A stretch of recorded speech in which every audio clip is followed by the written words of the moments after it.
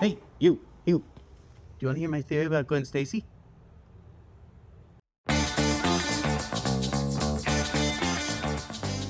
So Sony is kind of sitting on a great opportunity after No Way Home to wrap up the Amazing Spider-Man trilogy and unfridge the Emma Stone version of Gwen Stacy at the same time. Now, before anybody says anything about me taking this from a post on the new Rockstar subreddit, yeah, I know, I wrote that post. They didn't do anything with the theory, so I'm taking it back. No offense to anyone over there.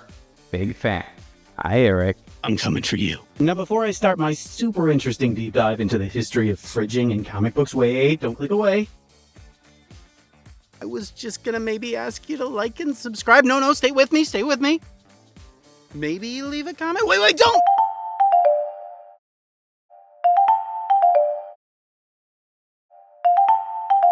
Hello? Okay, seriously? This bit is so played out. It's embarrassing. Just tell them about the Patreon and move on. And I have a Patreon. This may be an ambitious ask for a first video on a channel, but I love this kind of stuff, and I'd really like to turn exploring it with all of you into a living. I want to make video breakdowns and theories about superheroes, video games, and other nerd stuff, while keeping some space for broader things like pop culture, animation, and maybe even film. As I'm recording this, I am contractually obligated not to use my face or likeness for mass consumption. But Patreon is another question. I'll be putting reaction videos, rewatches, and commentaries up there, so if you want to see the face behind it all, or just want a more direct way to interact with me, Patreon is where you'll find it. If you like this content and want to help me make more like it, throwing down a few bucks a month is the best way to make that happen. The link is down below.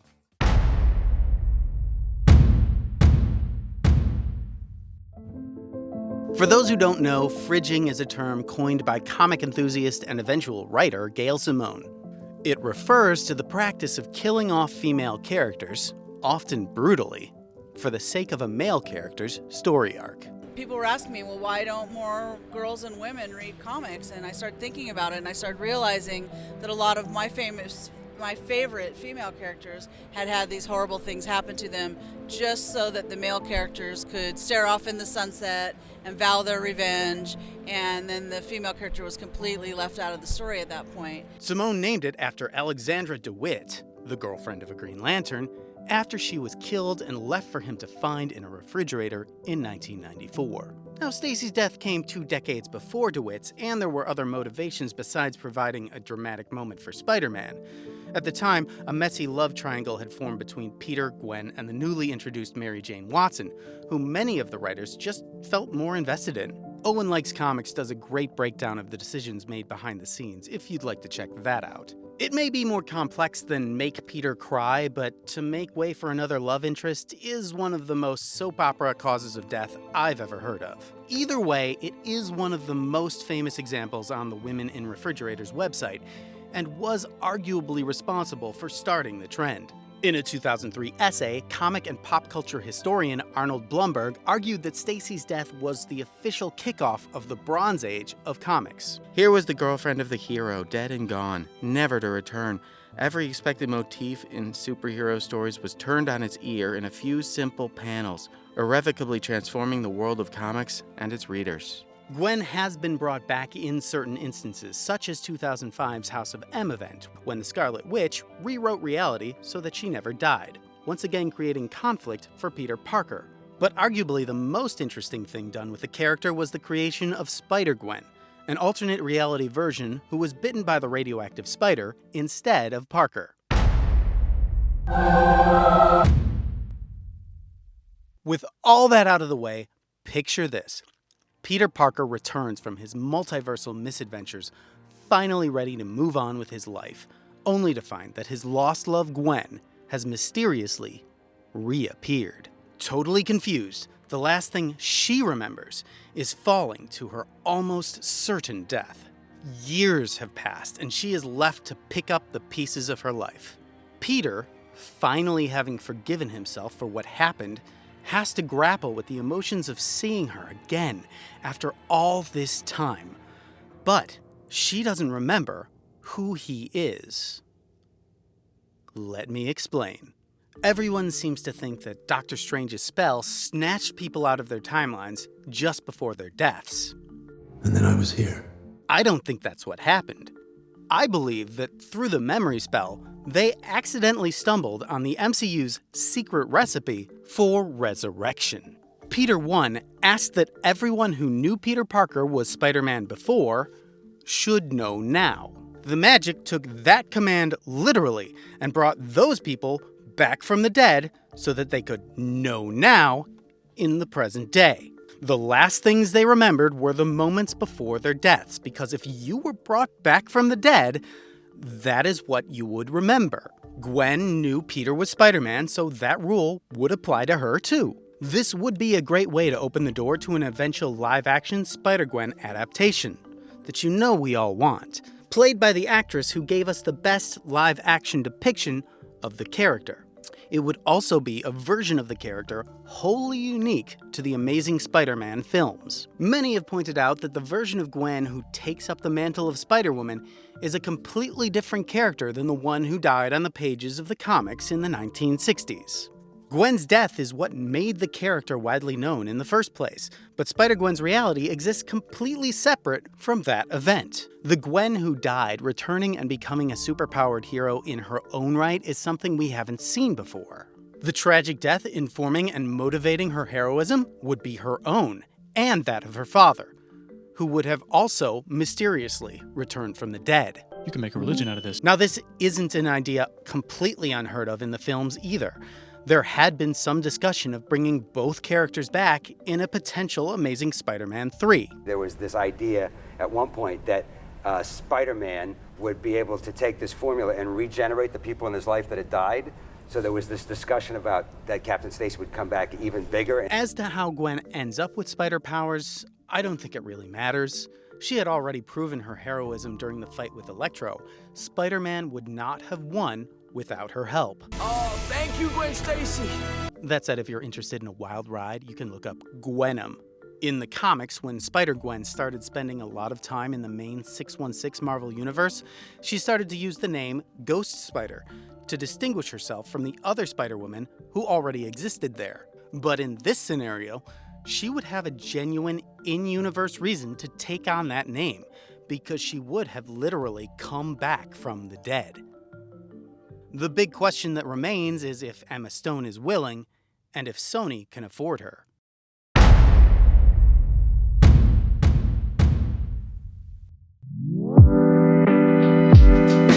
Emma Stone has won 2 Oscars since she last portrayed Gwen Stacy, most recently in 2024 for Poor Things. Maybe her co-star could put in a good word? I'm something of a scientist myself. No. In 2017, the year of her Oscar-winning performance in La La Land, I can do it a different way. No, that's fine. Stone topped Forbes' list of highest-paid actresses, making $26 million that year. That is already 10% of the budget of the original 2012 Amazing Spider-Man, so whether Sony is willing to pony up what Stone's rate is now is an open question. But both Emma Stone and Sony Pictures have good reason to consider it an option. Most of Sony's villain-based Spidey spin-off films have not done as well as they had hoped. Sony's deal with Marvel in 1999, giving them the film rights to Spider-Man, requires them to begin production on a movie based on the property every 5 years. So even if the movie flops, it still helps the studio maintain its rights to the character. But wouldn't it be nice if they were movies people were actually excited to see? And there is no denying the popularity of the Spider-Gwen character. She was already popular in the comics, with 2018's Into the Spider-Verse catapulting the character even more into the public consciousness. She even ended up with a co-starring role in the Spider-Man preschool cartoon my kid watches. So cool! That's not all Spider-Verse did. Along with No Way Home, it gives Sony a direct path away from doing movies about Spidey's rogues gallery. And that path is Into the Spider-Verse. Boo! Seriously, think about it. Spider-Man has a deeper connection to the multiverse than most Marvel properties. There are so many characters who are growing in popularity that could anchor their own live-action Spider-Person films. Could you imagine a Spider-Punk movie? Penny Parker and her Spider-Mech? Live-action Miles Morales? Give us a Lego Spider-Man movie. You know Lego will play ball. Oh, and it looks like they already did that.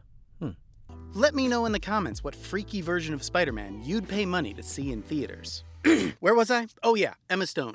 A return to the role could be in her interest as well. For all the advances she's made in her career, the two Amazing Spider-Man movies remain her two highest-grossing films, making over $700 million each. The Andrew Garfield Spider-Man movies were direct competitors to the Marvel Cinematic Universe when they were first released. The Amazing Spider-Man came out 2 months after the Avengers. You want me to put the hammer down? But when the two universes collided in 2021's No Way Home, the result was the highest-grossing Spider-Man film of all time at a staggering $1.9 billion.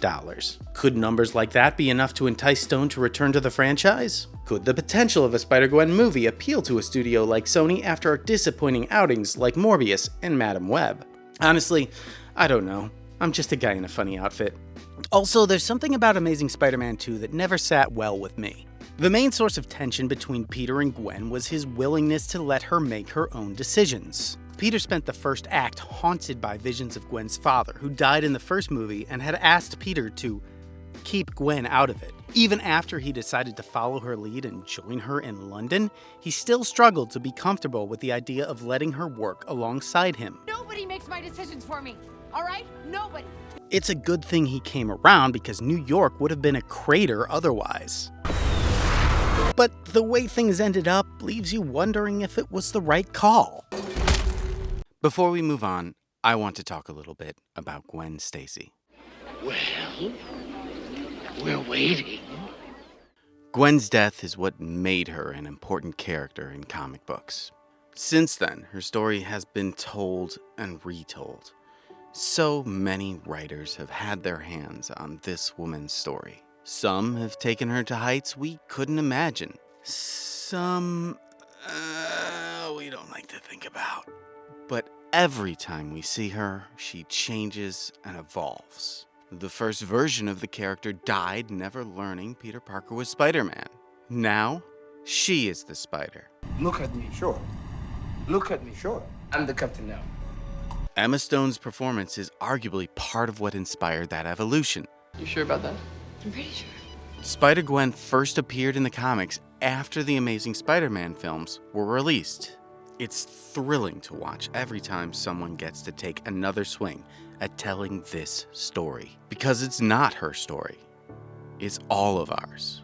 Each new version of Gwen is a time capsule, distilling the values and priorities of the people and society that bring her to life. Getting to see that to the end, to have a thoughtful examination of where we've been, how far we've come, and what we've got to look forward to, wouldn't that be amazing? All right, first video under the belt. If you're still here, thank you so much for watching to the end. This is the spot you'd see my Patreon supporters if I had any yet, but this is, once again, my first video. You're welcome to check that out if you have the ability to support my channel. I think I would really, really appreciate it. If you're not in a financial place to do that, I'd appreciate just a like, a subscribe, a comment. Any kind of engagement would be helpful in just kind of cheesing the algorithm and getting my channel up and running as quickly as possible. Once again, I really, really want to try and turn this into a living, and if you're looking for a subject to comment on, there's, once again, the Spider-Verse. There's so many possibilities, different types of characters, Spider-Man, Spider-Women, Spider-People, that Sony could make movies out of. I wanted to make jokes about them making Uncle Ben, Aunt May, or even J. Jonah Jameson into Spider-People, but I couldn't because they already did that. So if you read any of those Outliers, the Edge of Spider-Verse comics, and you have a favorite, tell me which characters you want to see a movie made out of. I'm also always looking for ideas for future videos that I could do. I have a lot of ideas in the pipeline that I can get into. I've got plans for a Legend of Zelda video, one on X-Men 97, Superman. I might even do something on Has Been Hotel if there's an appetite for that. just let me know in the comments down below what you want to see me kind of wildly speculate about. Once again, I just really appreciate you watching for this long, and I hope to see you in future videos.